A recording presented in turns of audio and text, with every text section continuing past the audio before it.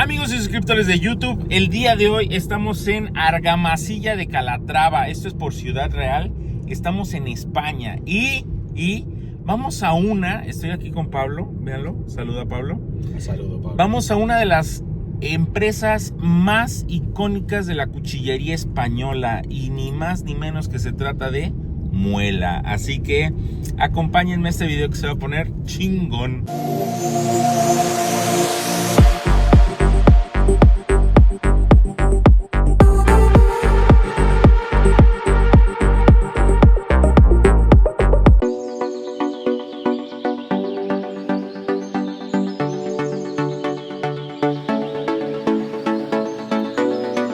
Bueno, mis queridos filosos, pues hemos hecho un buen viaje para venir aquí a Muela. Muela es muy interesante y más para el público mexicano. Aquí está Muela. Tenemos una buena invitación del dueño de Muela. Vamos a grabar dentro, vamos a platicar con él y demás. Pero ¿por qué es tan interesante? Porque Muela fue uno de los encargados de llevar hace muchísimos años Victorinox a México. Entonces era como la mancuerna, o es la mancuerna todavía de Victorinox, Muela y otros productos. Creo que no me crean mucho, pero son los binoculares y todo eso. Lo pondré en la descripción porque ya saben que de repente la memoria nos puede fallar. Pero vamos a ver qué hay allá adentro. Y pues obviamente estamos esperando ahí al buen Pablo. Y vamos a ver qué nos encontramos.